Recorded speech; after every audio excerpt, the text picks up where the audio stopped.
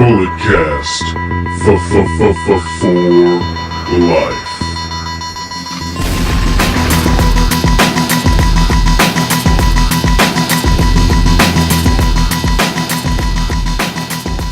Hello, ladies and gentlemen, and welcome to the Bulletcast. We are about the number 22nd sports recreational podcast, but yet again, we are the only sports recreational podcast that is simply just too sweet. I got Max Mendoza back on the pod. Well, Okay, I got the Canadian Destroyer, Brandon. How's it going? Yes, and I am the I just said, how's it going? And then you say yes. Oh, which means you don't pay attention to me. I'm doing wonderful. It's been confirmed. I mean, look, are you all in this podcast? Look, I am all in. I'm the pod father. I got the Bulletcast Championship, the number one championship in digital media audio. I'm ready. I'm all in. This weekend's going to be amazing. Let's get right into it. Or you're like your boy Flip Gordon, all out. No, I'm not. Outside of the ring, Okay. Neville, he is officially done with WWE. So, he was, I guess, released from his contract, but he was spotted in Pittsburgh where they do medical testing. So, is this a sign that maybe he's looking at doing business with WWE in the near future, or does he show up in Chicago? I hope he's done with WWE because I think it shows that he's just going to be on the cruiserweight division and probably not do anything except for, be on 205 Live. And I think Pac or Neville, whichever name he goes by, depending on what company he's in. Adrian Pac. No, just Pac. I think if he does show up at All In, I think we can get into that where we think he would show up. But I think if he would show up at All In, I think that would be fun to see. There's no real word yet if he's released from his contract. He's going to help Stevie O'Mel. Or if it's like his, non-compete clause is up yet. But I think I heard if you just challenge it in court, there's no way it can stand up in court. So if he has the money and he wants to fight it and he wants to be at this All In show, I think that'd be a fun thing to see. Yes, I mean it's something interesting. I think the no compete is it up or I don't know. That's what it's like. Not really. He's definitely done with his contract, but we don't know if his non-compete is up yet. Yeah, that's something I'd like to see. Maybe he just does a one-off. He's probably in the over-budget battle royale that they're having at 0 hour. We'll get into it. We are going to get into that. I would love to see him in the New Japan Junior Heavyweight division. Of course, especially with Takahashi not there. That'd be awesome. The best of Super Juniors already happened, so it's the best of the tag team, the junior tag team. That's the tournament's coming up. SummerSlam Toronto 2019. They're going to your favorite place in the world, Canada, eh? Unfortunately, they're going to the 6? I was hoping that after SummerSlam was taken away from Los Angeles all those years ago, that they would return back to where, who wants to spend a summer in Toronto? Hey, you would much rather spend a summer in Los Angeles. I went to LA for the summer this year. It was fantastic. The weather was great. Toronto, do you really, God forbid go in there in the winter. Look, I'm a fan of the 6. I've been to the 6 once in my lifetime. It's nice. It's cool. It's chill. Then again, I was 24 months older too. People like to use months. I don't know why, but from what I saw, it was nice. So Toronto. You were 2 years old. How would you know what it looks like? Hey, Actually, I don't remember. I remember as far as back as 1999. That's about it. Are you sure about that? Yes, I am. Toronto SummerSlam. That's cool. They're changing it up. Takeover. They got a. They had a Toronto one, so it'd be interesting to see, man. Didn't they do a SummerSlam in Toronto before? They did a WrestleMania in Toronto. What was that which one was that? No, they did a WrestleMania 18 at 18 Sky Dome and WrestleMania 6. And WrestleMania 6, yes. I'm here with the facts. Stat guy Brandon. It's not stats, it's just historical. Just remember. Fact guy Brandon. Drop me some knowledge. Just trying to make it happen. That's going to be something interesting. SummerSlam in Toronto, it could be big business. They may stay there for the next 3 or 4 years. Yeah, they get offended when you say that. I'm sorry. I didn't know any better. Prejudice against Canadians. All right, ladies and gentlemen. That's his gimmick. PWI's top 10 list came out. Let's read it. Kenny Omega came out at number 1. A werewolf? Trash. The phenomenal AJ Styles is 2. Kaz Okada is number 3. Last year he was number 1. Brock Lesnar at 4. Seth Rollins at 5. Braun Strowman at 6. Honestly, I don't think Braun's in the top 10. Roman Reigns is 7. Cody Rhodes is 8. That's a nice spot for Cody. Tetsuya Naito is 9. I'd rather have him in the top 20. And The Miz is 10. Naito in the top 20? You'd rather have Miz at number 1, right? No, AJ. Because I found out the PWI, the top 10, it's from Well, this one was from July 31st of 2017 till June 30th of 2018. And I mean, in that time period, AJ won back the WWE title, gave Brock one of the best matches of his career, had that barn burner with Finn Balor. That one match on SmackDown earlier this year with John Cena was nice. The six-pack challenge at Fastlane, it was cool, it was nice. But I feel like AJ would have been number one if the Shinsuke Nakamura feud had really lived up to the hypes that all of us set. That was the disaster. You know? Kenny... You had Dominion, you had the G1 Special, you had the G1. Anyways, we have to remember that this PWI 500 is completely a mixture of kayfabe and, I guess, that's why reality. Brock's up there, I guess. So that's why Brock is there. He was basically champion throughout the entire time, even though he didn't really do anything. Brock is at that level that he's like a final boss, like in the video game. You know, like he's like the be all end all. When you beat him, you become the champ. That's You what become Roman, the big dog. yeah. Rough. Shout out guy. to my boy Roman. I mean, Braun at number 6. I mean, what did he do? He didn't really do anything for me. Flip What- trucks. Yeah, that's all he's done. Stages. And he won the. He basically I mean, won he's the. basically been undefeated the entire year. He's only lost maybe. I mean, he lost to Brock, and I don't remember if that's They're in the gonna feed time him to frame. Roman. They're gonna Is that feed in the him time frame? I think that is in the time frame. Yeah. I think that's like his only like real loss. I mean, he's lost I think like in tag matches. And He stuff lost like that fatal 4-way at SummerSlam. That I mean, he didn't get pinned, so that doesn't even matter. He won the tag titles by himself. Like, come on, like really? But No, you got Nicholas? No, that. You got to think this is trying to sell magazines and stuff, and having Kenny be the first time ever be number one. I believe AJ's been at the top before, so I think they always like it to make a new number one every year. I mean, you know, CM Punk, Daniel Bryan, you know, I mean, last year's was Roman Okada. Reigns has been number one, I think. Yeah. Okada. There's only one Kaz. Shout out Frankie Kazarian. Yeah. So I mean, the list. I wouldn't have Braun at 6. I'd put AJ at 1, but we can go on about that for quite some time. I better be on the list. I'll man. be number 500. Did you just make the list? No. All right, Toni Storm. She was injured at a Progress show in the past week. We don't know the extent of her injury or injuries, but get well soon. I know you're a big Toni Storm guy. I love Toni Storm. I don't know. Don't give me any spoilers. I don't know what happened in the UK Championship. I don't either. I don't know what happened in the Mae Young Championship or final, whatever. I don't know I either. hope she does well. I really like Toni Storm. I think she has a great character, and it's unfortunate that she got hurt. Yes. Speedy recovery. Yes. What's her finisher?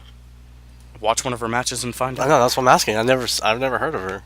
Look her up and find out. Well, where can I find her? There's more wrestling in the called- world than just New Japan. It's Carlos. called the internet. Internet. All you Okay, have to do is just type I'm gonna up- have to go there. That's the type up, you know, Yes. Toni Storm, Tony with an I. All right, this past week we have celebrated 10 years of Twin Magic. Nikki and Brie Bella have been in the WWE for the past 10 years. I remember. I watched that episode of SmackDown Live. Brie Bella went up against Victoria. That was interesting, and then it led to a feud with Victoria. the red-haired Natalia, and then Natalia was pulling Brie from one end of underneath the ring, and then Victoria was pulling the top half, and she was stretched really long. We were like, what's going on? And then we found out they were twins. And then, you know, Nikki Bella goes on to become the longest reigning Divas champion of all time. Shout out AJ number 2. Yes, Brie has a nice reign with the championship. I think it was maybe like 2.5 weeks. But, you know, they become a dominant force in the media world. Big celebrities, total Bellas, total divas. Congrats to the Bellas and all their success. The Bellas are taking over, especially the last couple weeks of TV ever since SummerSlam. Oh, yes. So Yes, they are. All right, I was watching Complex's Open Late with my boy, sweet Peter Rosenberg. He's been taking my Podfather gimmick for the past month and a half. I hit him up on Twitter about it. All he did was like the tweet. I'm going to have to call him up and see what's going on. But anyway, it was WWE week on there last week. They had the New Day and Sasha Banks. And Peter asked Sasha... New Day? Yes, Peter asked Sasha, does she want to work with Alexa Bliss ever again? She said no, she's done with her. There's nothing more that needs to be told in that story. Because, you know, going back to that rivalry, there were rumors online, like, they have real legit heat. Sasha said she wasn't a real fan. So, I mean, I was like, oh, wow. I don't understand why that should matter if you're a real fan. You know, back in the 80s and 70s and even 90s and 2000s, like, not all wrestlers were fans. Wrestlers became wrestlers because they wanted to make money, not because they wanted to live their art and, you know, make this Like grand... Brock. You know, they didn't want to walk the WrestleMania stage. It's like, wrestling is a business, and don't be a mark and get caught up on, you know, oh, you don't know who main evented WrestleMania 7. Yeah, I don't think it was even, like, knowing, like, stats and history like that. like on that level. But Alexa's come out and said like she was a fan of the Hardys growing up. She name dropped. I forgot what wrestler she name dropped. It was like an out of pocket one that you wouldn't even think of. But Alexa's proved her fandom. So I really don't know the extent of this beef that Sasha has with Alexa or vice versa. But I just thought that was interesting when I was watching Open late. Sasha should talk to Brock about his fandom for wrestling. That literally has nothing to do with. I know, but I'm Alexa saying Bliss, it's Sasha like Banks thing. it goes back to what Brandon said about people. Maria Kanellis believes that we should Okay. bring back the Okay. Divas Championship. No. She said, "Why do we not recognize the women of that era?" I don't know, man. That'd be something interesting. Paul Heyman went on Twitter and said Maria Kanellis is one of the most underutilized minds in wrestling. I thought that was an interesting tweet by Heyman Hustle. You know what I could see though? Like, what if the Bellas coming back as part of like a Divas invasion? No. Could you see? No, really. Could you see that? I mean, Charlotte, said Carmella is a diva in a woman's era. Carmella could side with the Bellas, and you have Maria Kanellis coming back, and But the Bellas are kind of the face of this women's evolution thing. Didn't they kind of do that with Paige and AJ Lee versus the Bella Twins, like in Mania before? no, those were the not traditional divas versus the hot divas. That's what that was. That was kind of like the same thing. I know it's on a different level. I mean, what if Vince said to Hunter, "All right, you know what? I'll get some of my girls, you get some of your girls. Let's see what happens."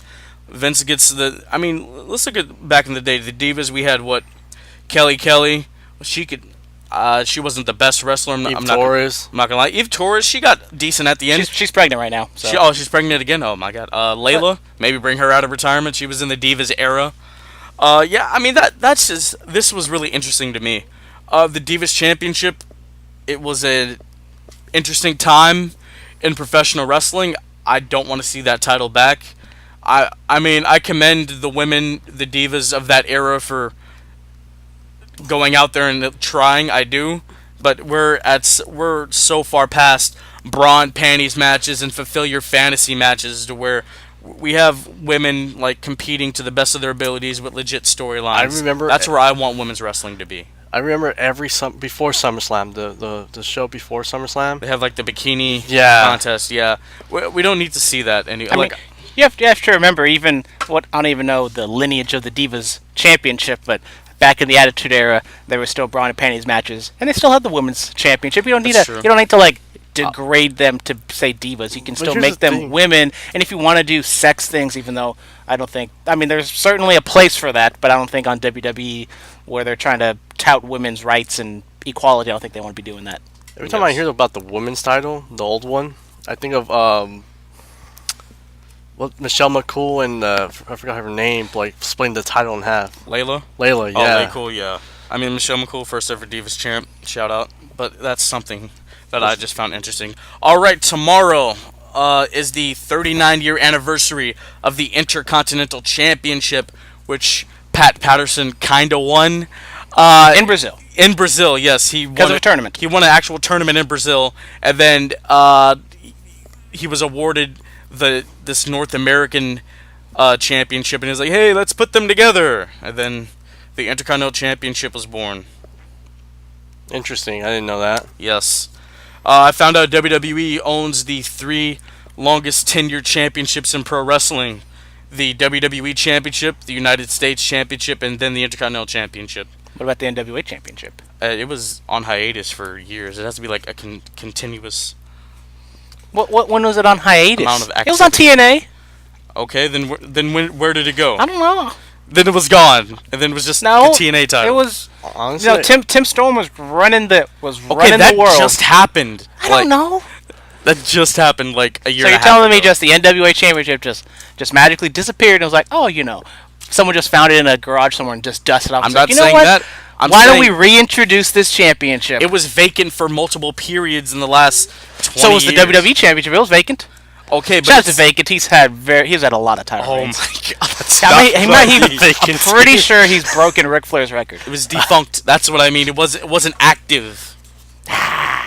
Honestly, you talking about the longest titles and stuff like that. I think the design that lasted the longest is the United States title.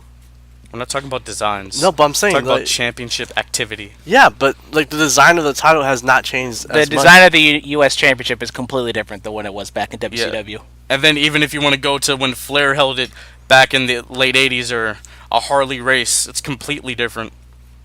Boom! And same with Cena when he held it. It spun. It did spin. Yeah. All right, ladies and gentlemen, this day in wrestling, this is Terry Funk's first retirement in 1983. Oh, I thought he's going to retire for real. This was the first one of about 59. I mean, we all remember whatever Beyond the Mat. He retired in what, 98, 99? Yeah. Whatever that was. And then came right back.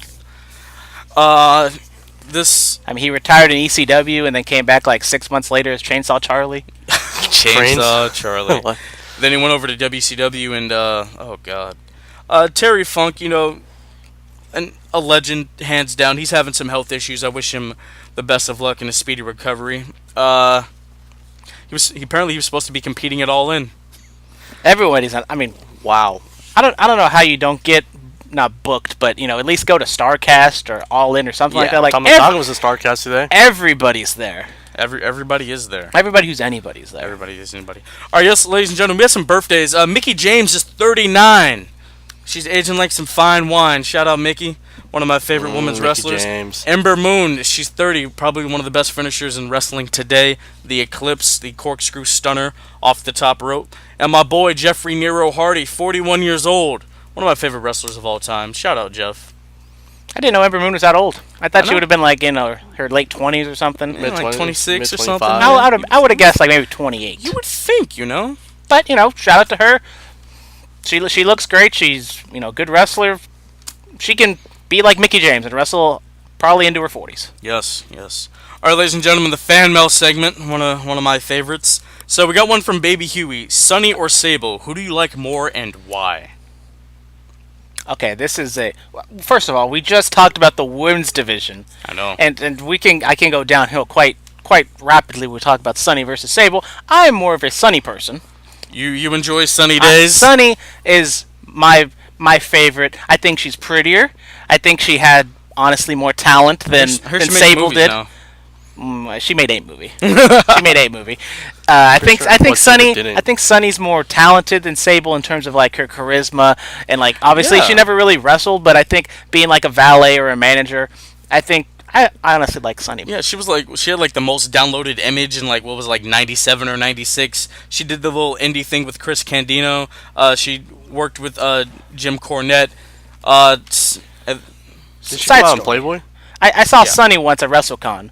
Poor lady was just, you know, sitting down, probably, you know, drunk as a fart or something like that. And she was like struggling to take her shoes off. She was complaining. It was sad to see Sunny in that state. Should have helped her out. You said drunk as a fart. I've never heard that expression. Me neither, but I think I heard it once, but yes, whatever. But she was. I mean, I think I'll go with Sunny. Yeah, like she had so many accomplishments. She was obviously involved in some backstage shenanigans with the Heartbreak Kid and Bret. It never happened with Bret. Never happened with Bret. You know, but it did happen with Shawn. Yes, even though Shawn told us that Bret had sunny days, that never happened. I'm gonna have to get that sound drop. What about you, Bret? Not Bret. Jesus, Sunny or Sable? Brother. Sunny or Sable? Sunny. I don't remember much of Sable. I just know that. Remember that storyline with Tori Wilson? How do you forget that? I'm thinking more Mark Marrow. But Mark Merritt. I mean that. To be honest, like I was watching the '97 to '98 Raws, and that's like right when Sable started coming in, and that's when she started breaking up with Mark Merrow, and Mark Merrow was just a terrible boyfriend or husband at the time. Mark Merrow, former Intercontinental and WCW. I mean, Sable was over. I'm not going to deny that. Sable was over. Sable might be like the most over woman like in wrestling history. Isn't that Brock's baby mama? That's his wife. My bad. Jesus. I just know that much. To bring him on. We should have that other guy who never shows up, but who retired from I don't know. We'll see. All right, Bimbo Jimbo. Shout out Jim Bimbo. I don't know why. Bimbo.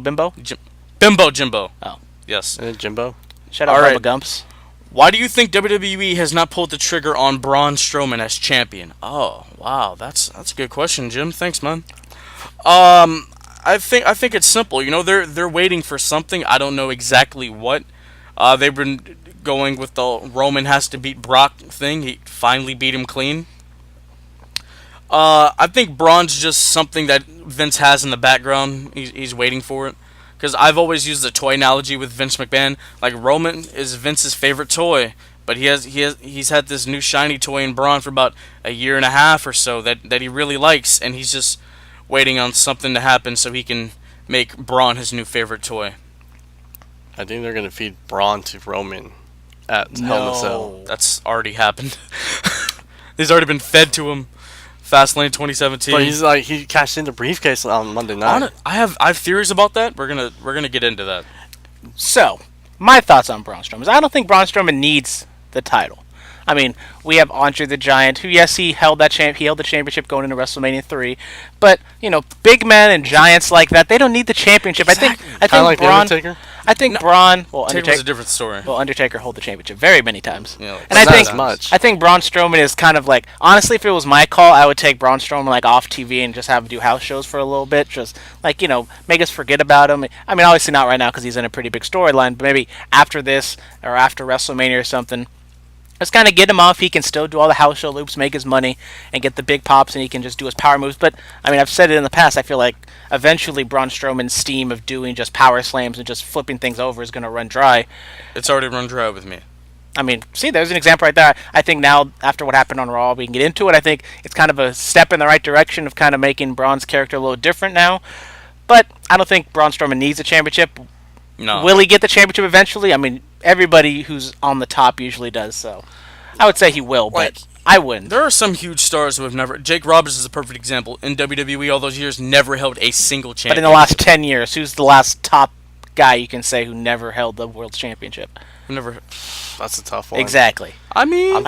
I'm thinking Shelton, Benjamin, but he's not... He wasn't a top... No, he wasn't a top guy by any means. He deserved even it. Sheamus is like a 3 or 4 time world champion. Sheamus is a 4-time world champ, yeah. See, I mean, you don't think of Sheamus as a top guy anymore, but he's been a champion. I want to say the Miz, but Miz has won it before. Miz has won it, once. Miz defended it successfully at WrestleMania 27 against John Cena, and he Rock beat was the there. face that ran the place. And the Rock was there. Yes, the Rock was there. All right, next up is from Raider Nation 94545. Shout out the Raiders. Hopefully they're gonna make a comeback. We're gonna sign Khalil Mack. Like 30-19 yesterday, am I right, or something like that? I don't know who pays attention to preseason. It's baseball season right now. I'm sorry, I watched the 49er preseason game yesterday. All right. What do you see as far as the future of the Bullet Club? Separate factions tend to be the final straw for groups. Example: NWO White versus NWO Wolfpack. Oh wow, that's actually a very good question. Shout out. That's a great question. I don't think it's gonna. The Bullet Club is just when you think they're losing steam, they do something. They bring some guys in, and then they pick it back up. They lost Fergal. AJ came in. They brought in Marty and Adam Cole, Cody, Adam Page. Hangman Page. I think the Bullet Club is going to be fine. Whether it's the OG, the Firing Squad, it's for life, bro. And then whether it's the Elite Bullet Club that Golden we have Elite. now, I think they're going to be okay. Regardless, I think Bullet Club will be fine. If anything, Firing Squad is going to stay in Japan, and then the Elite is going to go to WWE after the contracts might get expired after the Supercard. No, that's think, my prediction. I think they got a couple years before they jump ship to Vince McMahon. You never know. I think 2020 is when they all go. Maybe. I think right now, as you said, it all kind of depends on the contract status of some of the guys. I think if you get Kenny, Cody, and the Young Bucks all to leave, I mean, it's one thing to lose like the top guy in Ferg, AJ, but if you lose that's kind of like the entire first team, you might say, of the Bullet Club. Yeah. And if you lose all of them, honestly, I think New Japan would probably want Adam Page to be the top guy unless they bring somebody else in. Yeah. But I think as it is right now, especially with being the Elite and all the different things they're doing, I think they haven't shown signs of slowing down and kind of changing things up in storylines, and kind of everybody has their own little thing. I mean, the Firing Squad, I'm not the biggest fan of them right now. They haven't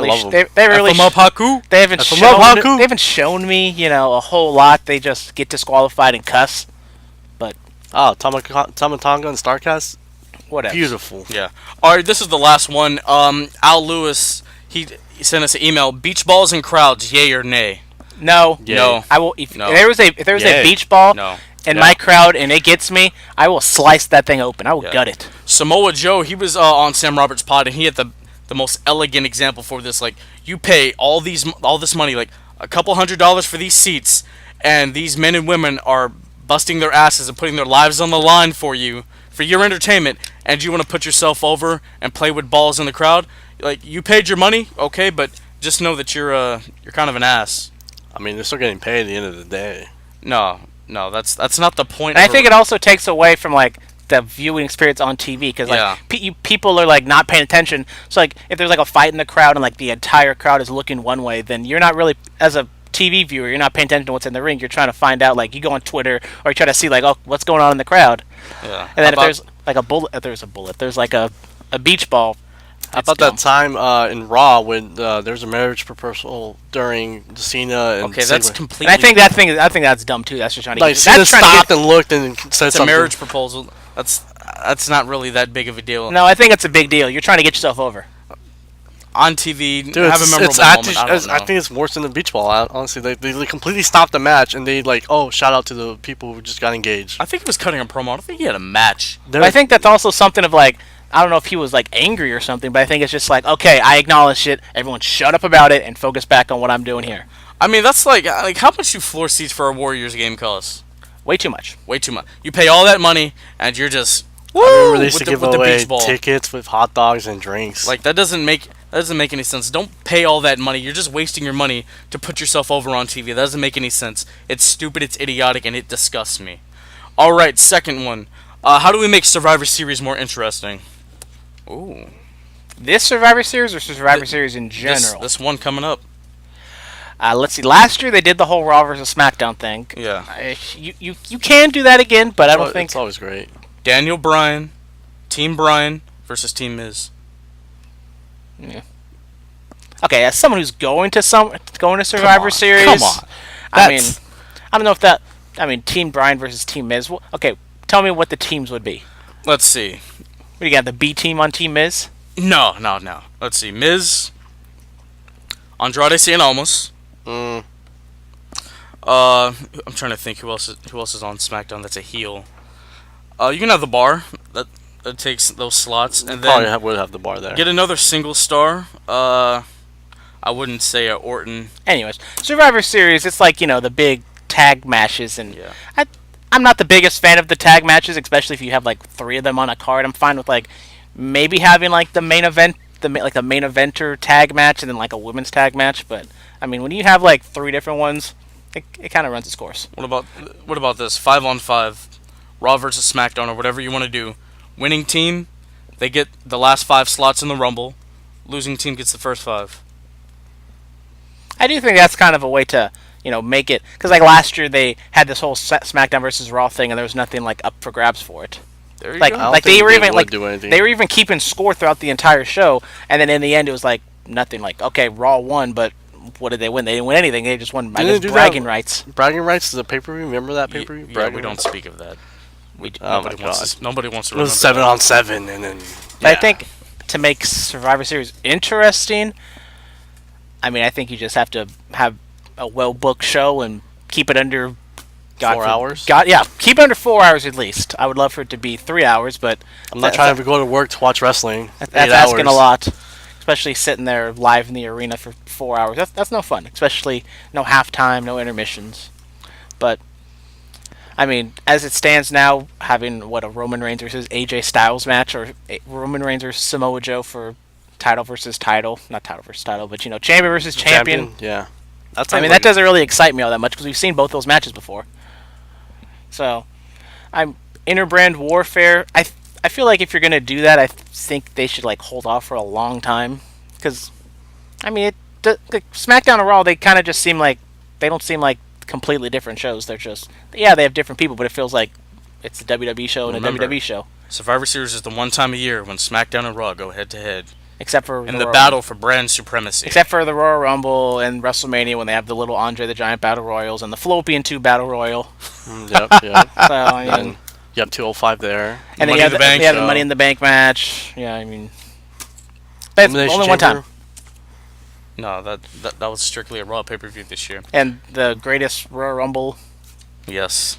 evolution. I call probably. that the Money in the Sand grab. That's what I call the greatest Royal Rumble. All right, let's get into the Raw recap. So Bobby Lashley defeats the Ascension. Honestly, did not know the Ascension was still employed.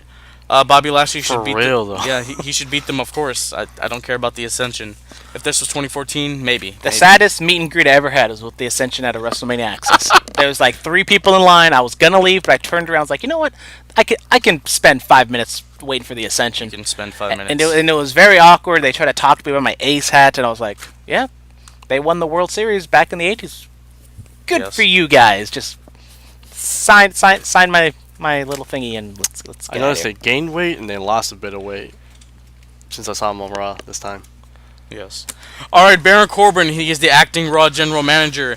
He does what a heel general manager would do: puts himself in a match with a guy he has a grudge with.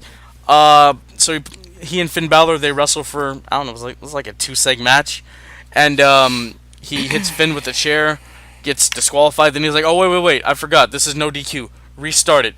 Hits Finn with a chair again. End of days. Baron Corbin defeats Finn Balor. Why are they still feuding? Because Baron Corbin can't let things go. I And now that Finn's gotten screwed over, he's going to have to fight him again. So, thought the demon ends things. I mean, we're probably going to have to see this at Hell in a Cell again. Oh God. boo! If And then the anything, Baron blow-off Corbin- is going to be in Melbourne. It is gonna be in Melbourne. It's in You're Melbourne, damn right? right. Not Sydney. Right? It's in Melbourne. It is Melbourne. Okay, just make Yes. sure. All right. The Revival, they defeat the B Team, ending that undefeated streak. I missed the B Team's old team. Congratulations to the Revival, man. Scott Dawson, Dash Wilder, they're top guys. Isn't They like are. the finisher like a flapjack to like a code breaker or something like that? Yes, it is. Shadow Nice, Machine. nice. But anyways, their gimmick is they're trying to bring prestige back to the tag team division. Let them do it. But I know, but I feel like the idea of it is like these guys want to bring prestige back to the tag team division. I mean, come on, it's a tag team division. Like, let the B team have their fun. I feel like it's B Team. go No. go go. I feel No, like go, it's go. kind of like Oh, a well, backhanded compliment to the tag team division, I guess. Yeah, I mean, Like having these heels trying to make the tag team division better, which should be a babyface move. it's convoluted booking at its finest by WWE. Yep. I don't know, man. I mean, the Raw Tag Team division isn't like who's on Raw. B Team, Revival, Authors of Pain, Ascension. Titus Worldwide, Slater and Rhino. Oh yeah, they're there. Like, come on, like the SmackDown Tag Team division. Oh my God, it's so good. Just put all the tag teams on one show, guys. I'm telling you. The You'll tag thank- show. You'll thank me in the long run. Put all the tag teams on one show, put all the women on the other show. Not that hard. Bada boom. You'll thank me in the long run. All right. Dean Ambrose has his first televised match back on. Actually, no, it's not. I'm tripping. Dean Ambrose, he defeats Jinder Mahal, as he should. You know, I wasn't the biggest fan of him having the backstage segment with Jinder Mahal. I felt like just Dean Ambrose not saying anything for like a long period of time until he finally wants to say something. I think that would have been like a big deal. I agree but with but him. like it was just I was hoping he just wasn't gonna sell Jinder's stuff and just like walk away. Like he was gonna like close his eyes and they breathe in and then he just walks away. But because I think because obviously it's building towards like a Shield reunion and all that other stuff. I think having Dean like cut that very first promo, the first time you ever hear him speak, would have been like in the Shield and him like getting fired up and him just talking for the first time. I feel like it kind of diminished it. Did a you little feel bit. like it was like a little comedy skit or something like that? Yeah, and that's another thing. Is like Exactly what this is was. Dean Ambrose like his whole thing leaving was like, oh, he's like a comedy act and he should be a lot more than that. And it felt like he was a lot more than that coming back, and now it's just him being wacky, kooky Dean Ambrose again. He could have been like scary, quiet, twisted Dean Ambrose, not saying anything, but he will mess you up in the ring. I mean, if he continues, like if he goes on like that not speaking path, and then we can forget all about this. But you could have just not done it in the first place. That's true. They didn't have to do any of this. You could have done the same backstage segment without him talking. I felt like. Exactly. he could have just shoved Jinder and then walked to the ring. Possibly. All right, Legends talked about Triple H versus The Undertaker in Melbourne. You had DDP, you had Stone Cold, Steve Austin, you had King Booker, who I'm going to get to because I was very excited. You had The Big Show talking about this. They advertised Shawn Michaels for next week to talk about this. They're putting a lot of effort into Hunter versus Taker for the last time ever. Yes, they Wasn't are. that end of the era the whole point of that? Well, Triple H cut a promo last week saying how his era was the best era, and I'm willing to lace up my boots and tape up one more time if the dead man's ready to put on the trench coat and the hat one more time. I mean, basically, I get what they're trying to do. I understand what's going on here. You know, I feel like I think like maybe 2 or 3 people actually picked Triple H, which means I think Triple H might be going over in the end because he's the underdog. Nobody's picking Triple H to win. Everyone's picking Undertaker. I mean, he lost to the guy 3 times at WrestleMania. It's okay if Hunter goes over. Triple H is gonna avenge all those losses. He's gonna stand tall. Look, man, another page in the copybook table. This for him. is simple. Look, man, I'm a wrestling coach. Sometimes I bring in the alumni. Sometimes I gotta bring in the old dogs to show these new kids on the block that we got the right stuff. If you caught that '90s boy band reference, you're welcome. Well, it's simple. It's I'm more of an NSYNC guy myself, but I'm more of a Backstreet Boys, but that's besides. What's your boy band? He's a One Direction kid. Look, it's very very simple. It's a money grab. That's why Michaels is being advertised. Personally, I love the shock factor. I do. I love the shock factor of guys just showing up. But Michael, I feel like there was one today on Raw. Yep, there was one on. There was one on Raw. I was very excited. Michaels is just there to hype his best friend going up against one of his greatest Special rivals. referee, I call it. That's all this is. Alright, so Elias, a man who I get my steps in by walking with. He was doing his usual song and dance, and then little Kim's laugh comes on, and then the Trish Stratus music hits, and I'm like, oh, it is time to rock and roll. I was so excited. Toronto native. Were you happy to see Trish Stratus? Always happy to see Trish Stratus. I'm always happy to see Trish Stratus. Same. The yoga's done her very well, and they had a back and forth. It was really cool. Elias talking about her being in her 60s. Trish saying Elias has a couple toe tappers. I enjoyed the segment. I loved it. I mean, we talked about it the last part. I feel like Bobby having Lashley on Elias though. I feel like having like actual genuine surprises like this was like there was no leaks about it. She just kind of came out of nowhere. It made sense. They're in Toronto, even though I don't think she lives in Toronto anymore. I don't know. She probably lives in Florida like every other wrestler. Or LA. But I mean, I thought it was a great little surprise. And then the back and forth with Elias and her was a little awkward, but I think that's always kind of like how Trish was. She was never the greatest promo in the world. Yeah, she was decent. She could get by. And then Ronda Rousey, God bless her, had the easiest paycheck she'll have in WWE thus far. Oh my God! She didn't do anything. Yes, and then this led to Alexa Bliss coming out and trying to hype up her match with Trish Stratus all the way down the line at Evolution, which is like at the end of October. I don't know why we're planning all this stuff so far. They're booking for 3 shows at one time. It gets a little confusing. Yeah, I don't know why we're planning all this far. Jesus, I mean, I think it's even more confusing when they're actually booking. Like, it's one thing to have Triple H and Undertaker at the Super Show thing because that's on their own. But then they're also booking like the Shield and Braun Strowman and the other guys together, and they're booking like other stuff together. Doesn't make any sense. Like, can we just get through Hell in a Cell? Yeah. And you can we understand Evolution's a historic thing. We can hint to that, but can we just focus on the thing that's like 2 weeks away from us? We're gonna talk about that convoluted booking. This led to Natalya versus Alicia Fox, and she beat her. I didn't know Canadians could win in Canada. I was shocked. I really was. Well, they're not in Calgary. So if they were in Calgary, she would have lost. I thought the old adage was they're Canadian, we're in Canada, they have to lose. But congratulations, Natty. Kevin Owens did that. I mean, I don't know if you want to really have Natalya lose after what happened. That's true.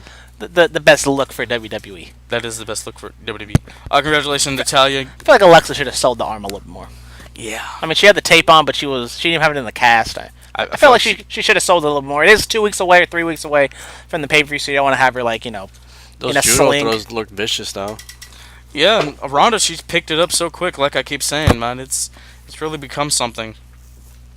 All right, so this was probably the best match of the night. Bella Twins still in there taking shine from everybody. Oh yeah, Bella Twins are. Oh yeah. They got it's a money grab for everybody.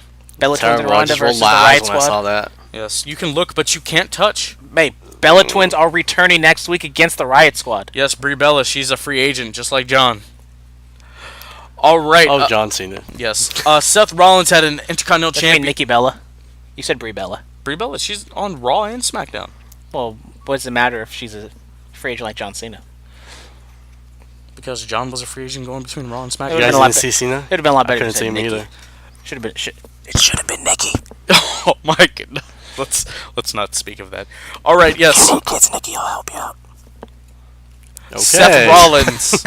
Seth Rollins puts out an Intercontinental Championship Open I'm Challenge. sorry. I was told to be on my best behavior.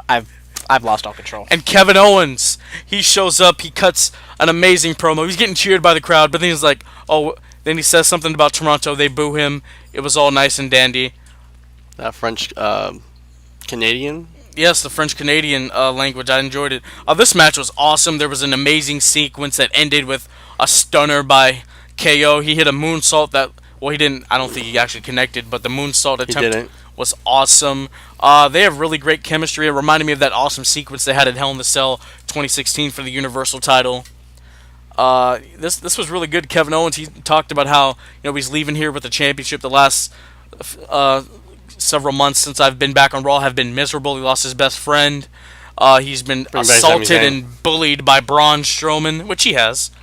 And I got sympathy for Kevin Owens, man. I did.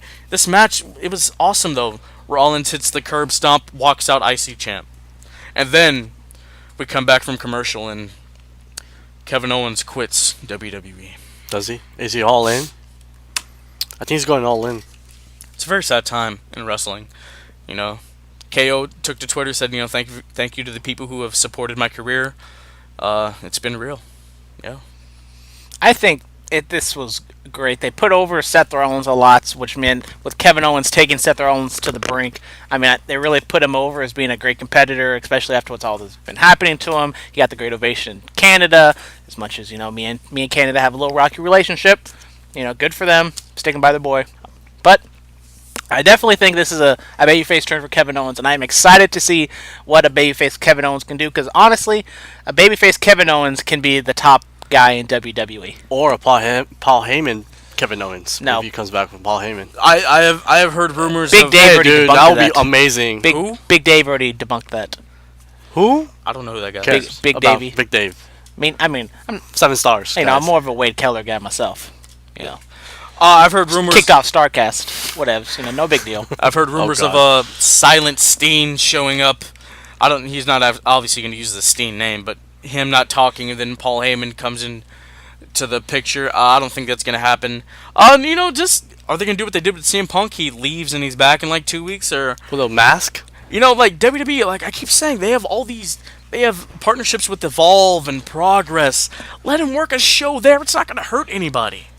That'll be amazing. Give him the and package pile driver back. They just let Adam Cole work an indie show. They let Apollo Crews work one several months ago. Velveteen Dream's going to Evolve for two shows. 2 spots. There we go. Come on, but, guys. I've always said this, that I feel like wrestlers should have time off, and if Kevin Owens gets a month or 2 off, he makes a surprise appearance leading up to Survivor Series or whatever. I think that'd be great. Off the great. stage in the porta potty. I think the guy deserves the time.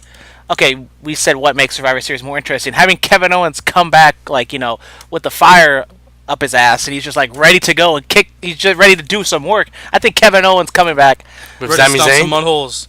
No, Sammy. He's on the show for a while. Yeah, we won't see him till May of 2019. Didn't he 2 shoulders? Maybe rotator cuffs. Maybe Royal Rumble. Maybe Royal Rumble. If we're lucky. Yeah. So Kevin Owens, I think I know what's going to happen.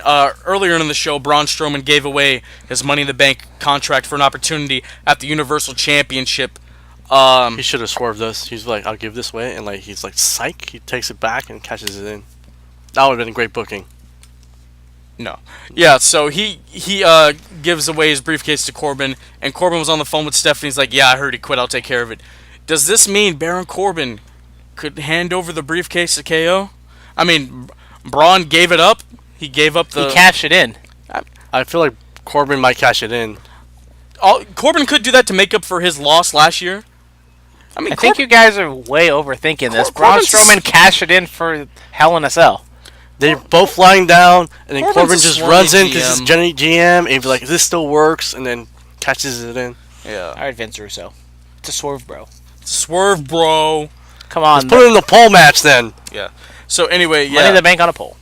Braun, he gives it up for a championship opportunity. Raw kicks off with Braun and Roman going back and forth on the mic. Roman says, all you're good at is pushing stuff around here. And I was like, oh, wow, that's very true. So then it leads to Ziggler McIntyre coming out, and Ziggler McIntyre versus Braun and Roman, something that Baron Corbin thought nobody would ever see. And yeah, so the tag match happens later on in the show in the main event, and this leads to Braun Strowman I guess, turning heel and siding with Ziggler and McIntyre. I have a question. Why didn't Braun just keep the briefcase, go with the same plan, cash it in on Monday Night Raw? That was nice. That's just having them there in every match. Like, come on, it's that simple. Yeah. Betrayed him in the tag match.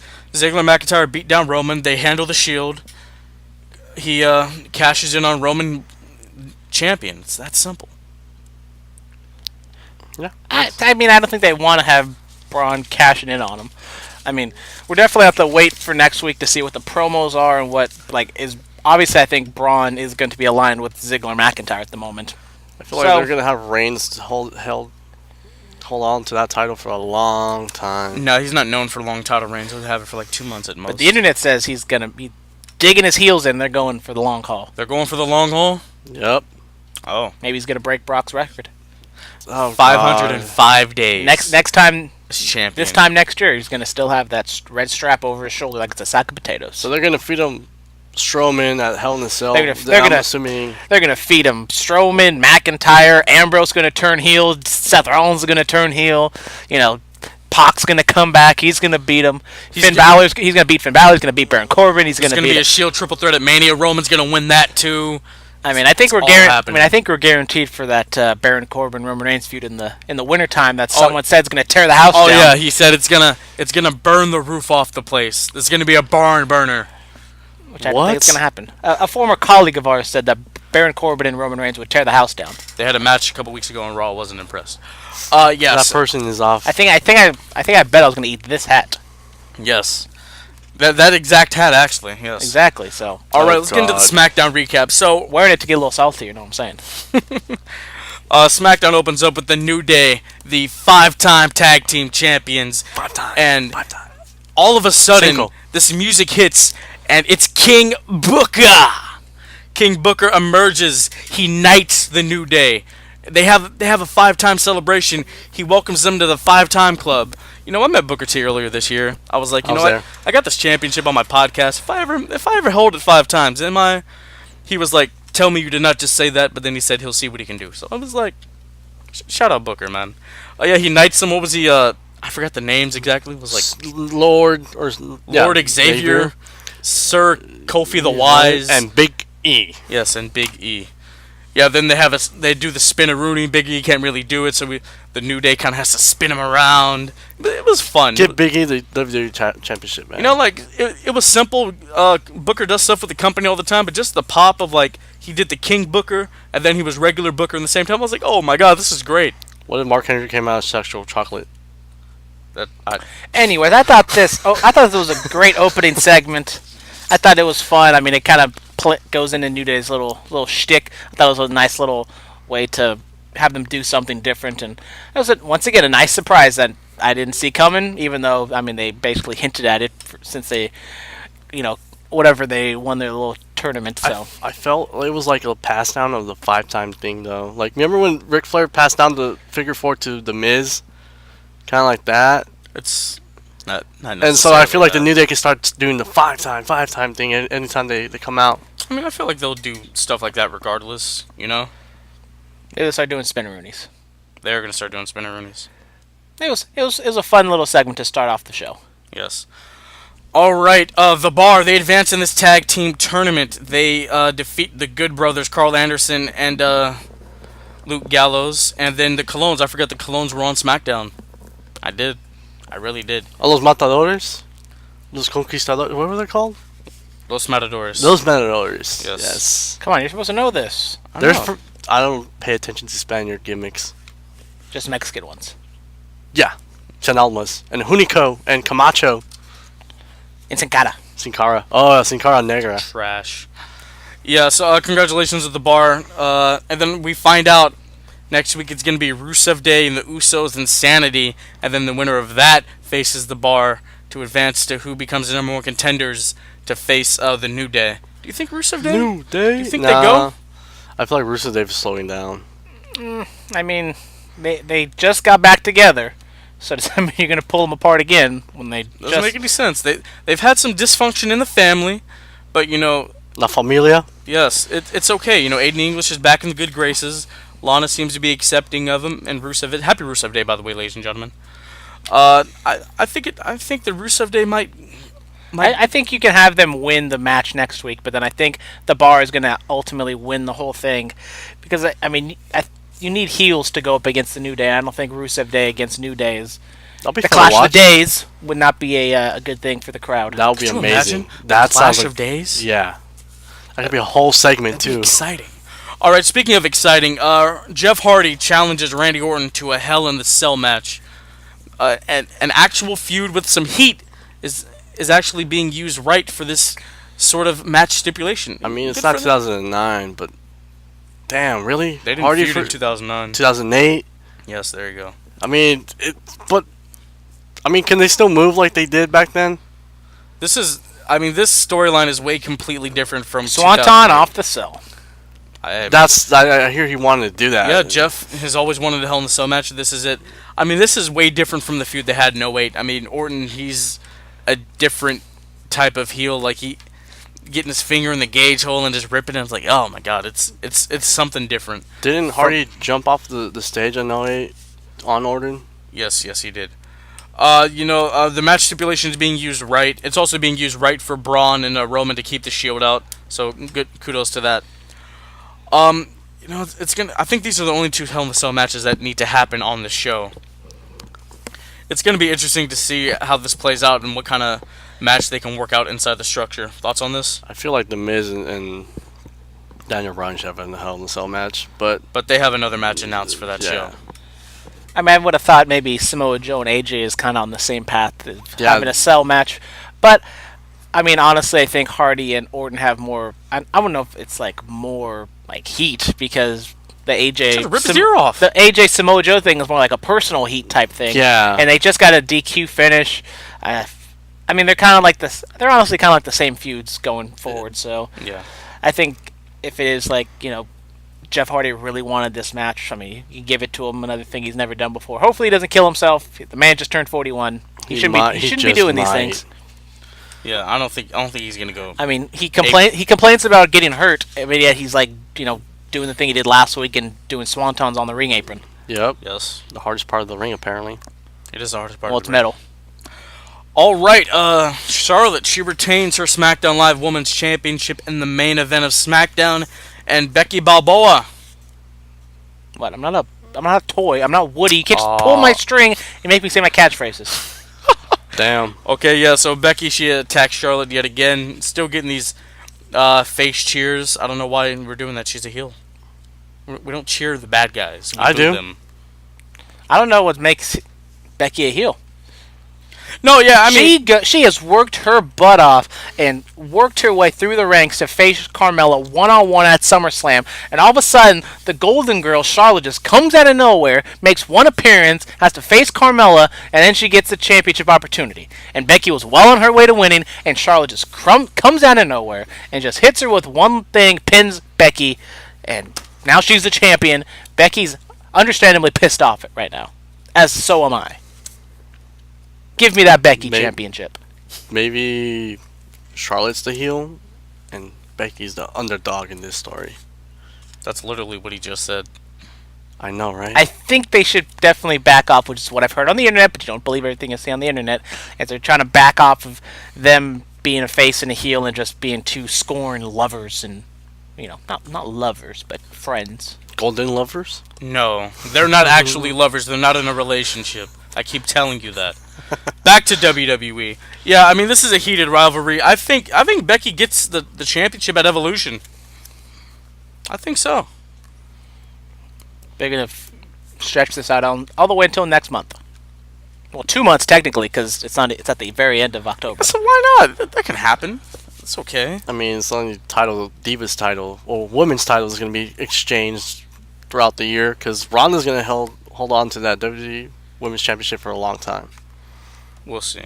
We shall see. I think it's definitely... I mean, Toronto is kind of like the New York crowd. They're a smart crowd. But, I mean, it's going to be... I think it definitely comes down to, like, what the other cities go for Becky. Like, do they cheer the same as they do in Toronto and New York? I think they will. I don't know if it's going to be as strong. And, like, if it is, like, a head-to-head, do they choose Charlotte over Becky or vice versa? But we'll have to see. We shall see. All right, number 2, Daniel Bryan defeats Andrade Cien Almas.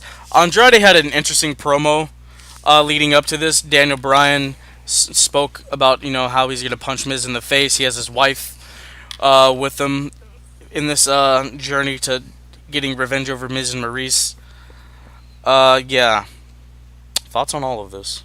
On the match first off. I thought the match was great between Bryan and Almas. It's definitely awesome. It's definitely a taste of what's to come. I mean, 40 minutes. I feel like they'll tear the house down. I mean, yeah. If we ever get a championship feud between the two, I think it would be a great way to end a pay-per-view. Maybe if it's less than a 4-hour pay-per-view, it probably wouldn't be, but it's definitely building up kind of a 3-way type feud at the moment with all the men and women involved. But I think Almas is kind of, on the outside looking at the moment, just kind of, putting himself in. Maybe down the line, they could have the Almas and Vega feud with Bryan and Brie. Yes. Then after the match is over, Miz and Maryse attack Bryan and Brie. Almas and Vega, they do a little assaulting on Bryan and Brie as well. And then Miz has Bryan in the yes lock, and Maryse has Brie's face, and she's like, look at her, or look at him. Very nice heel work. That's good stuff. I enjoyed the It Power couple going up against the Underdog couple. Power couple. Underdog power couple. Yes. This is good stuff. Just simple booking, and it's just kind of delaying the blow-off match of Miz and Bryan. So, get the wives involved. Maybe get the babies involved. This might be a little bit off topic, but do you guys ship Almas and Vega? Ship? Yeah. Are they in a relationship? No, but if you look, I'm not into shipping names. They are individuals. People are individuals in a relationship. Like, what? How they shipping names? Yeah, like Brad and Angelina's like Brangelina. Putting two names. Yeah, but do you see it as a fan? Fan shipping. Look, if they are in an intimate. Cien Vega. Look, if they're I'm into that. Cien Vega. They're Vega. in an intimate relationship, I wish them the best of luck in all their personal future endeavors. But as far as competing in a ring, congratulations, guys. You guys are doing an amazing job. Vega's doing an amazing job. Yes. Okay, now, number 1. Joe keeps playing mind games with AJ Styles. Styles is cutting a promo about this whole thing with Joe. And Joe he keeps getting after him, man. He calls somebody on the phone, and he's like, oh, Wendy. Which is a meme now. It is. I love it. Yeah, he talks about how he's going to show up at the...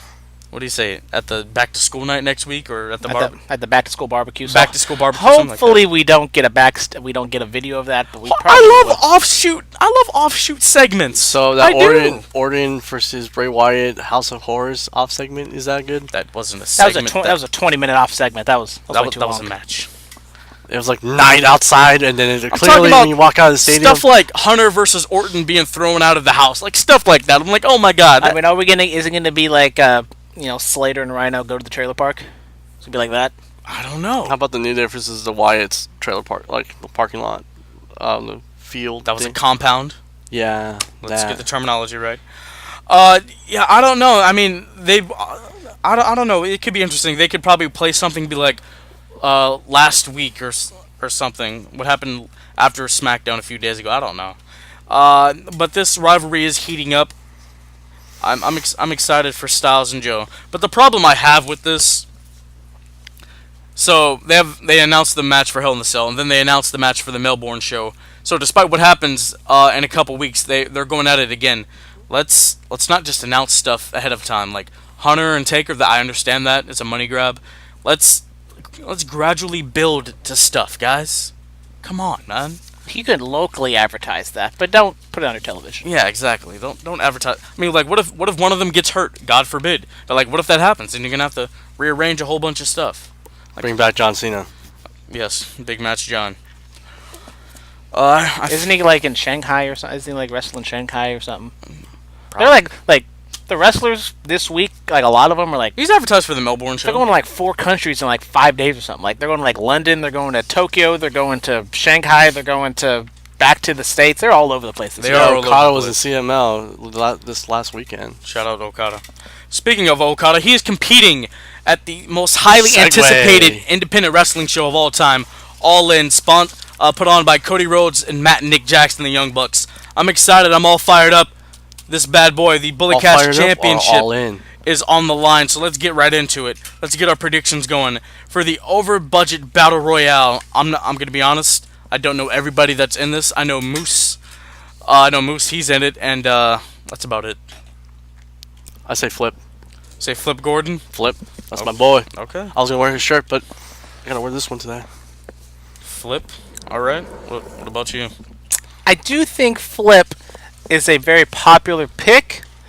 I mean, I'm kind of scared to go with my gut and pick a Chicago person since they are in Chicago. Colt Cabana. And we did see on Being the Elite, so a lot of my picks are going to be based on what we've seen on Being the Elite. Very true. As we saw, Black Machismo said that he's going to be wrestling at All In, so I think the perfect foil for a Black Machismo would be another comedy wrestler, and that would be Colt Cabana. And Colt Cabana being in Chicago, so I'm going to go with Colt Cabana Why are you taking my picks? to win the over-budget battle royal. Why are you taking Interesting. my picks? Interesting. Well, it's either going to be Colt or Flip, so I was going to take one of your picks. All right, cool. I guess we both have Colt Cabana. All right, next up on that, Why did you pick Colt? Yeah. Why did you pick Yeah. Colt? Chicago native, Chicago pop. I'm going. And CM Punk screws him over in the ROH Championship. Oh, that'd be amazing. That would be amazing. All right. I wish I thought of that. So Jay and Mark, the Briscoes are going up against Frankie Kazarian and Scorpio Sky. SCU. SCFNU. SCU's been really built up on being the elite. The Briscoes, I don't know. I haven't seen their work in quite some time. Current ROH Tag Team Champions. Again, well, like the 7th time? Ninth. 9th? Oh, But he's Jesus. counting. I know, right? Just like Dolph Ziggler. Who's counting, you know? I'm going to go SCU, man. I will go with the Briscoes on this one. They have built up SCU a lot, which kind of makes me weary that they will go with this.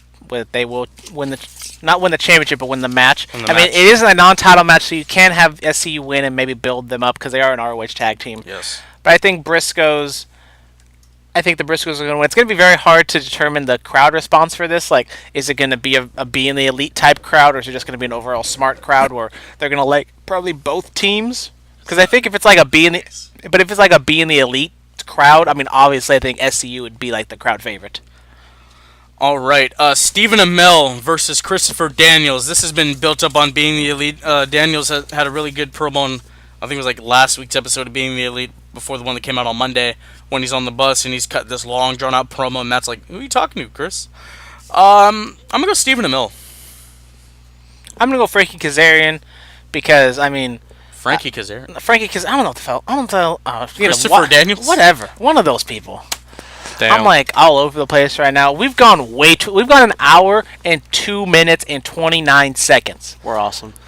Anyways, Christopher Daniels, because he's a wrestler and he should win, and I think he's going to be beaten up on Arrow for a little bit too long, and maybe somebody Steve comes Amell. in, somebody I comes feel in and save the day. Neville's gonna come in, but after Amell wins, surprisingly, Really? Neville's gonna come in and help him out. All Beat down. right, the Chicago street fight between Adam Hangman Page and Joey Janela, accompanied by Penelope Ford. Remember, Adam's already killed a Joey. I'll go Hangman Page. He just got some new boots. He's feeling good. I think his confidence has been boosted up some more. I'm going to go with Joey Janela because I think he is definitely someone who would thrive in this environment. He is prone to do something crazy, and we might see the ghost of Joey Ryan appear. Because we have seen on Being Elite a couple episodes ago, Joey Ryan was seen at Universal Studios, so obviously, I mean, he's been seen, and I think he is like a Starcast or something. I think they had something where the ghost of Joey Ryan was going to be there, so he is in Chicago, I believe. So. Yes. The ghost of Joey Ryan will be in the Bay Area next month for APW. So I think Joey Ryan makes an appearance. Adam Page looks like he saw a ghost, which he will, and Joey Janela gets a win. I'm with him. I was gonna say Hangman Page earlier, but Wow, makes sense. stick with your gut and No, pick Page because- so we don't have the same picks. Because Why is he even in this thing? He just shows up once, he gets a title opportunity. He's gonna end up winning this thing. I feel like I just might. He's gonna be the David Arquette of this. He's gonna win it just out of nowhere, and he's gonna never show up he again. just basically called you trash. How do you feel? Hey man, Hey, he's won more world championships than I have. That's true. Shout out David Arquette. All right, the Ring of Honor World Championship, Black Machismo. Allegedly, Black Machismo is going up against the winner of the Over the Budget Battle Royal. Lethal, it's obvious. yeah, I think Lethal's winning no matter if it's Colt or Flip or somebody else. Or whoever. Whomever it might be. I don't know. But I think Lethal definitely walks away with it because I think they're building up to him and Will Ospreay at ROH pay-per-view, so I think... Yeah, Black Machismo, yeah. All right, the Lucha Trio, Rey Mysterio, Bandito, and Phoenix, they are going up against the Young Bucks and Kota Ibushi, the Golden Elite. I think this is like the rumored actual main event, the last match on the card. Really? So, I don't think it matters. I think definitely the Golden Elite is going to win because I think a lot of my picks are like based on kind of like backstage politics and booking. So I think definitely New Japan, if they're going to lend out, I think New Japan stars are definitely going to win their matches except for Adam Page, but he's more of an ROH guy. So him and with Ibushi being in the match, I think definitely he's going to win. I haven't really seen Bandito stuff, but I heard he's really good. Phoenix is really good. Rey Mysterio is an aging veteran, but he can still go. So you're going with the Golden Elite? I'm going with the Golden Elite. I think that's going to be a crazy match, especially if it's the main event. Golden Elite, I mean... Really, we all have the Golden Elite. There's nothing... I mean, you got Ibushi, and like he said, New Japan stars are going to go over because they're lending them. All right, Kaz Okada is going up against Marty Scurll. I think they've built up the story great with Marty Scurll having no chance in hell. And I think honestly, like a good thing would have like maybe they have this match again at in Madison Square Garden. They announced it because like they announced it that far in advance. Yeah, I saw it. What if one of them gets injured? So I mean, I think definitely like that might be like the match, especially like by that time. Marty Scurll might be like the ROH champion. So if you have Marty Scurll being the ROH champion, Okada's still kind of in a funk or not having a maybe he beats Jericho for the IC championship. Going Okada. But I definitely think Okada's winning this one. But I think down the line, Marty Scurll is going to get his win. I picked the Balloon Maker. Again, all with the same picks twice in a row. Look at that. All right, Kenny Omega versus Pentagon Jr. I'm going Pentagon. Thank you, because this one's really easy. I think obviously Kenny Omega's going to win. He's the IWGP champion. He's a part of the being the elite thing. I mean, New Japan, I don't think they want their top champion losing. I already know you're going for Omega. Yeah, like losing to Pentagon Jr. Like, no hate to Pentagon. He's a great guy. I've seen his matches. They're fantastic. His Triple Mania match. I'm not even going to get into Triple Mania. Apparently, Vampiro farted on his microphone. Oh yeah, and then the English Parker. commentary was amazing. Shut up, Matt Striker. And he just stood I watched there, it live. It was very nice. Just stood there waiting for his cue, even though Oh my god, you should just play my music. 3 minutes of dead air right there. Play it. All right, now this has the most interest among wrestling fans. The NWA World's Heavyweight Title. Nick Aldis, the champion, he claims to be a national treasure. All right, he is going up against the son of the grandson of a plumber, Cody Rhodes. This has the most meaning. I mean, this is like a personal storyline. Cody could win the championship that his dad held. Going Cody, man. I mean, I think definitely Cody Rhodes is going to win this match just because... Just makes sense. I mean, the NWA World's Championship definitely needs, like, that big star. I mean, Nick Aldis has done great work with it. He's defended all over the place. But I think Cody going all over the place, being in ROH, being in New Japan, being, doing the other shots that he does, I think that's definitely going to build up this championship if he does ever go back to WWE. I mean... I think Flip helps him win it. It is what it is. I mean... Flip is Bernard the Bear. I mean, we haven't talked... I mean, he says Flip's going to win the Battle Royal. I think Flip might be like... I think they might have, like, segments in the... throughout the show. Yeah. So maybe Flip is, like, booked on the show that way. The NWA champion. Oh, you're going with Aldis. Okay. Yeah. So... Alright. You know how the show's all set up? All fan favorites so far are going to win. And that's how we basically predicted. Well, I picked the Briscoes. So. I mean, so did I. But...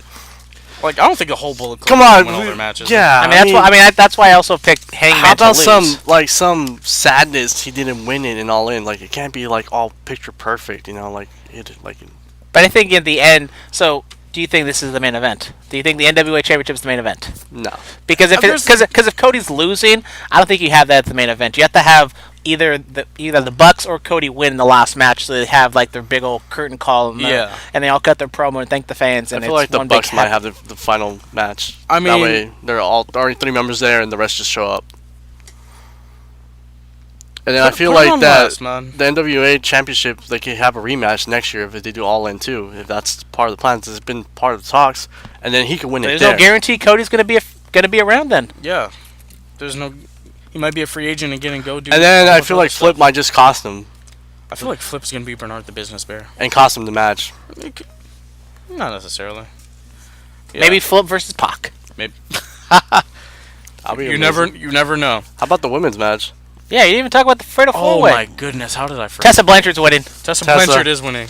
Do you even know who else is in the match? Chelsea Green, Britt Baker, and Madison Rain. Shout out Britt Baker. Boom! I think I should get a point just for knowing that Shout out Madison Rain. because I was watching the predictions from Cultaholic and Wrestle Talk. So Yeah, I remember. did the so I same remember. thing earlier. So we got Adam Cole's Oh, baby, the TNA champ. Tessa Baker, Tessa. Tessa Baker, I Tessa don't Blanchard. know them. I don't know their names. Tessa. How do you not know anybody on this show? So we got, yeah. No, I didn't know. I didn't know there was a women's match until like earlier this morning. I really like Britt Baker as being Adam Cole's baby. Yeah. Oh yeah, they said that. They said that. It's a good nickname. Wrestle Talk. She is Adam No, Cole's it wasn't Wrestle Talk. baby. That is nice. I can't. How did that not get on the script? Are you having a giraffe? A giraffe. Excuse me? Was it Cultaholics or something? We're gonna have a fantasy draft. We're gonna have a giraffe. the Bullet Cast fantasy football draft. We have to hurry up. The first game is on Thursday, so Okay. we gotta get. Nope. Okay. Oh, okay. Superstar Spotlight. Who do we got? For this week? Yes.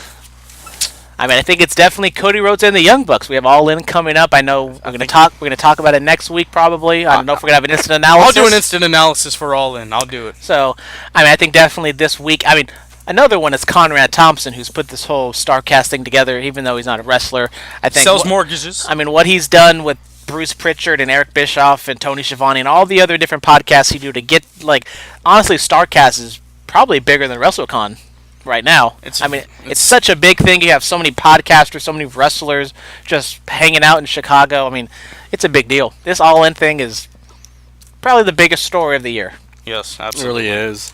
All right, promo pick of the week. Am I the only person that's going to pick one? I said Cody and the Bucks. I didn't pick one. Skipping me already? Yeah. Damn, dude. This is why I'm never really here. Besides, I don't really say Never much. not- You're never really here because I don't invite you all the time. I know that's true though. But my pick is Matt Stryker for dealing with Vampiros farting and terrible commentating. Hey, the The he had dude had a probably a bad Mexican food.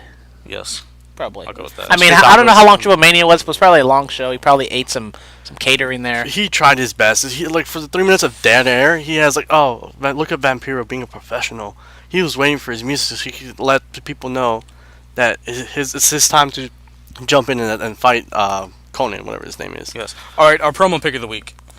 Our promo pick of the week, so WWE was in Toronto. And lately, since school has started, I've been listening to a lot more podcasts recently. I listened to the 83 Weeks podcast with Eric Bischoff and Conrad Thompson. And they talked about Bret Hart in WCW, which is a total cluster mess. But they agreed that probably the best thing that ever happened in Bret Hart's WCW career was on the March 29th episode of Nitro, taking place in Toronto, Ontario, Canada, when Bret Hart cuts a promo. He calls out Goldberg. Goldberg spears him, and Bret Hart reveals that he had a steel plate under his Maple Leafs jersey the entire time, and then he, just like Kevin Owens, quits the company. Yes. Yeah, I thought it was kind of funny. Ironic, actually. Yeah. And then he would take a couple months off because of injuries, and then Owen unfortunately died. So we took some more months off for that. Then he comes back and has a couple barn burners with Chris Benoit. And gets kicked in the head by Goldberg and Retires. There you go. Pegasus Kid? We can say his name on here. I'm not going to shun him. Alright, cool. Okay. We're just not going to induct him into the Hall of Fame. Exactly. There we go. I'm not going to induct him into the Bulletcast Hall of Fame. You have one of those? I have one of those. Yes, I do. All I right. don't get a vote. I've been here since like day 2. Damn, dude. Oh, okay. Do you want a Bulletcast Hall of Fame? I mean, I just want the right to vote on it. Ain't he like the most... Doesn't he have the most reigns of the title? Yeah, We both have equal. We're both at 2. I thought he was at 3. I'm the first. You never forget your first. Never forget your first. I'm the Pat Patterson of this. Oh, Dang. God. Closing match pick of the week: Christopher Daniels versus Cody Rhodes for the Ring of Honor World Championship, Best in the World, June 23rd, 2017. Obviously, because Cody's going up for the NWA title. I think if he wins the NWA title, he's going to be the only guy to hold these two. Don't quote me on that. I believe. I'd have to go back and do some research. R-Truth ever win the Ring of Honor title? Ring of Honor title? No. AJ Styles never won the Ring of Honor title, so Cody might be the only guy to do it. He might be the only guy to have held the title. Jamie Noble. And his father held the title before he did. So the father and son title holders? Yeah, we've never actually had that in wrestling like that, of a major championship. I mean, Charlotte. I mean, Mr. Perfect and Curtis Axel IC title, but nothing to the caliber of an NWA title, yeah. Alright, ladies and gentlemen, follow us on Twitter at BulletCast. Instagram is The BulletCast. Email us, bulletcast2 is in the number 2, sweetswet@gmail.com. A YouTube channel, The BulletCast. We were on 99.9 FM KW in Watsonville. Please listen to us there. Saludos. SoundCloud, iTunes, Stitcher, TuneIn, Google Play. We're all over the place, ladies and gentlemen. We're in for a really good weekend, you know. This is something very exciting. You know, WWE, is it a great place to be? Yes, sure, but like Cody said on Being the Elite, they do not own professional wrestling. This is going to be something truly special. I think I could speak for the majority of wrestling fans around the world when I say we're all in. Congratulations, Cody and the Bucks. The championship is all in. I will see you guys tomorrow for the instant analysis. Goodbye and good night. Bang.